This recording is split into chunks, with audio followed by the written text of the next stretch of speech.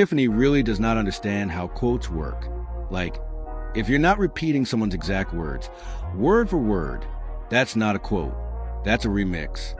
That's creative writing. But here she is, pulling phrases out of thin air and stamping them as gospel. And while we're on the subject of things that don't make sense, can we please talk about the wig at that board meeting? Because listen, I try to be mature, I try to let it go, but the footage had me hitting rewind like I was studying game tape. Something wasn't right. And then it clicked. The wig wasn't just slipping, it was retreating, filing for asylum, abandoning ship. It had slid so far back. I swear it looked like it had enlisted in the army.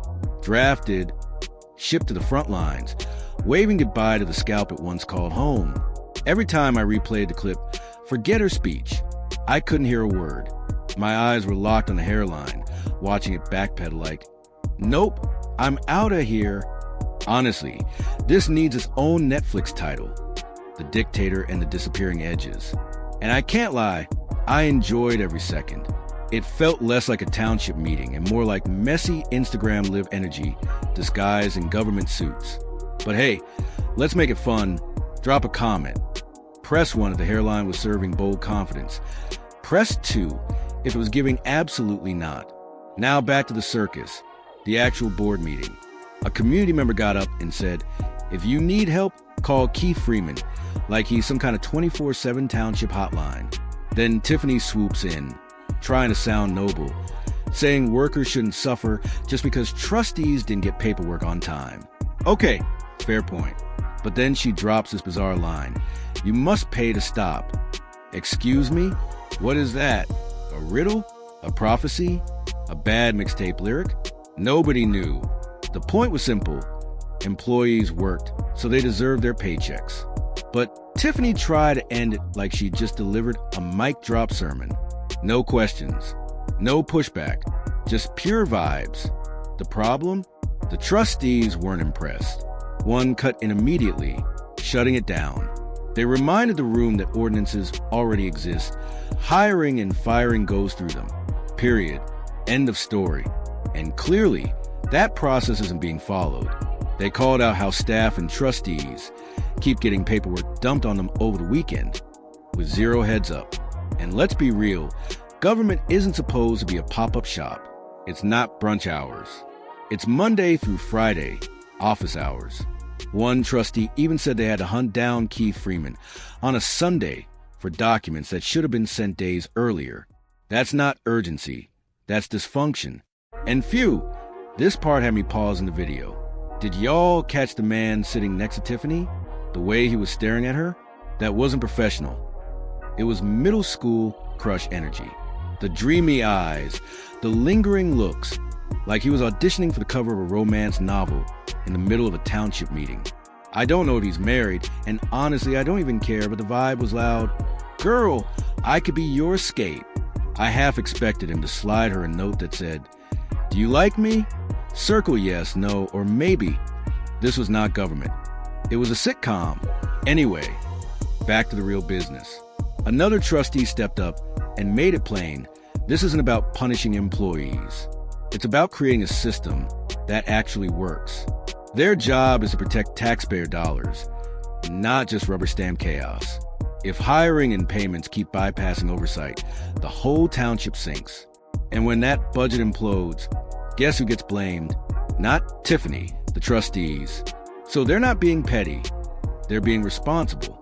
They're the only adults left in a room full of nonsense. Another trustee echoed the same frustration. They gave credit to staff for grinding long hours and even working weekends, but they were blunt. This isn't sustainable. Government can't depend on burnout just to keep the lights on. It needs order, structure, deadlines that mean something, reliable processes during office hours. That's not asking too much. That's the bare minimum. Because at the end of the day, you can't run a township like an after-hours side hustle. But of course, Tiffany couldn't just let that go. No, she had to jump right back in classic Tiffany, turn the whole meeting into her personal monologue. She told the trustees they should have just called her or Keith Freeman on Friday, claimed she's working nonstop, and that her phone never turns off, even bragged that she and Freeman are in constant communication. Like, sis, that's not the flex you think it is.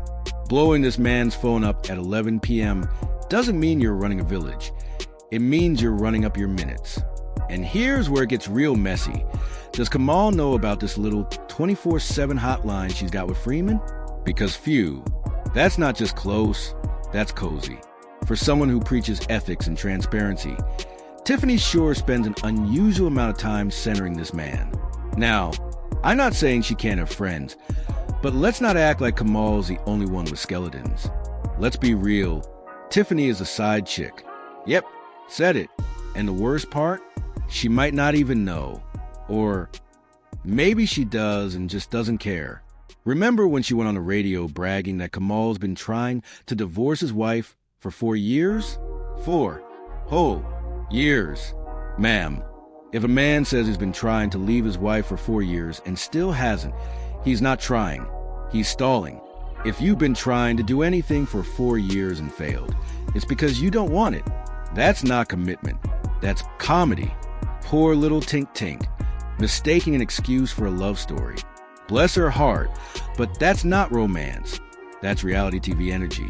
And that's Tiffany in a nutshell. Tied to a man who couldn't lead a GPS to the nearest exit. Acting like she hit the jackpot when really, she is a jackpot. He's chasing the bag, and she is the bag. Instead of standing strong, building real change, she's tangled up in a soap opera nobody subscribed to. It's tragic. And yet, she still found time to rant, accusing trustees of being lazy. Said they don't attend committee meetings, don't ask questions, don't check the platform. Kept yelling, it's all on the app, like that solves anything. Ma'am, if the app worked, we wouldn't be here. But Tiffany pulls her favorite card. Just reach out if you need help. Hands out her personal number, like she's tech support working out a living room. Spoiler alert, she's not fixing problems. She's stalling and spinning. Then came the land bank drama. Tiffany claimed trustees didn't even understand what they voted for. She pulls out this random sheet of paper, waves it around like it's gospel, swears it explains her Buy Black housing program, free homes and $5,000 houses, and promises to share it. Then, nothing. She tucks it away like it never existed. And that's her version of transparency. Take my word for it. She even accused the board of misquoting someone during a vote, saying they never actually said what's on record. But instead of clearing up, she pivots, turns it into a plug for her own housing program, complains she's not treated like the land bank, when the truth is she doesn't want oversight. She wants a one-woman show. Full respect my authority energy. Straight Cartman vibes in the government seat. Now let's break down the housing hustle, because the fine print is the trap. The $1 homes? Buyers must show $20,000 in funds, be licensed in Dalton, pull a 90-day permit, and pass inspections. Miss one step, the village keeps your escrow. Profits? 75% for the investor, 25% for the village. Sounds fair, until you realize who controls the permits. Tiffany brags about hiring private inspectors. But when she was a landlord, she had buddies sign off on rat-infested homes with mold and sewage where kids lived. But now, suddenly inspections are sacred. And the $5,000 homes? Same game. Buyers have to move in, complete repairs in 90 days, and pass inspections. But here's the setup. If Tiffany is known for delaying permits, and she is, how are buyers supposed to finish on time? They can't. That's the point. She stalls you, takes the house back, then acts like it's just the process. Nah, sis, that's a scam. And at the root of it all is one thing: control. Tiffany wants full credit when things go right, zero blame when it falls apart. It's not leadership, it's branding. And before we wrap this circus, let's go back to the real scandal, the wig. Baby, that hairline is so far back it needs TSA pre-check. It's giving front row seats to your thoughts. Drop a comment. Was that wig serving confidence, or was it serving no ma'am?